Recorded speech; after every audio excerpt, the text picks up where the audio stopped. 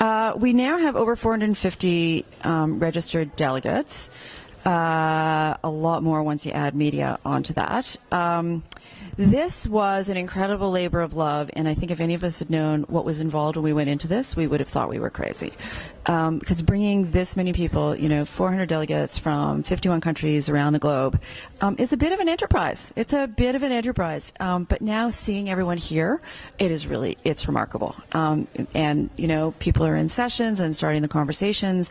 It's still early, but we're really excited about the conversations that are going to happen, both in the panels, but also then more informally, just in the hallways, where people can meet and chat and discuss, strategize about the state of LGBT rights in their own countries, but then also the question of how do we build a truly global human rights movement? How do we build a truly global movement where we can be allies in each other's struggle? What does that look like? What does being an ally look like?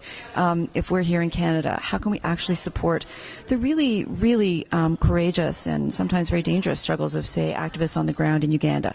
What would it mean for us to actually build those kind of alliances? And so those are the conversations that I'm really, really excited about.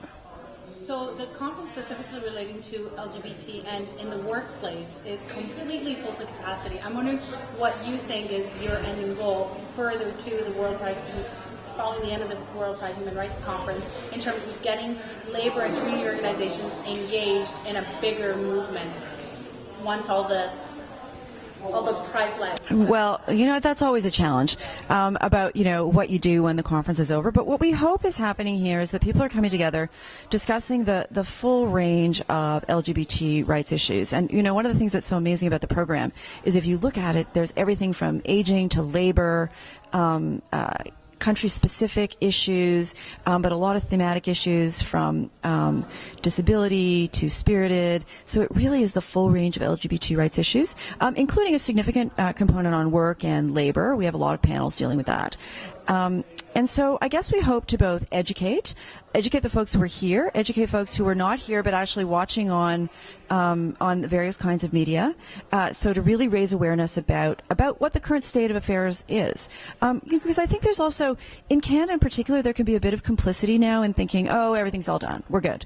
And then there's a few things that are bad in the rest of the world. But you know what? It's not true. It isn't all done here. We have a good record, but it's not perfect. Trans rights are not protected adequately across the country. LGBT youth rights still need much greater protection. Two-spirited rights, people with disabilities, HIV/AIDS issues. Our record's good, but we still have a long ways to go. And so it is that sort of raising awareness of how far we've come, how far we still have to go, domestically and internationally. And then the other goal, I guess, is really to leave people feeling really inspired to go out and continue the struggles.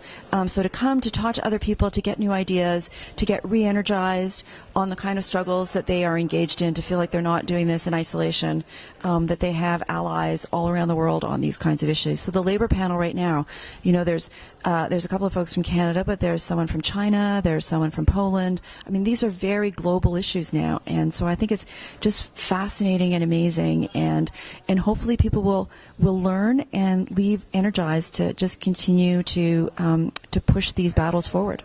One last question. Who's your favorite speaker that you're looking forward to hearing from today? Oh, well, today, I don't know. Today, it's tough because, there's Edith Windsor who's speaking, who came here and got married to her late partner. And as I've often said, it's very difficult for people who come here and get married and then try to take their marriages home because their home countries might not recognize those marriages. So Edie Windsor came up here, got married, took her marriage home. The U.S. government didn't recognize her marriage, so she took the U.S. government to court and brought down the Defense of Marriage Act. So it's like, wow, that was a really interesting exported marriage that brought down the Defense of Marriage Act, and she's 84 and she's delightful. So I'm really looking forward to her, but there's so many presentations that I am so excited about. One of the ones, I don't know if it's on today or if it's on tomorrow, is a speaker from Taiwan who is speaking about empowering LGBT elders through the Rainbow Bus.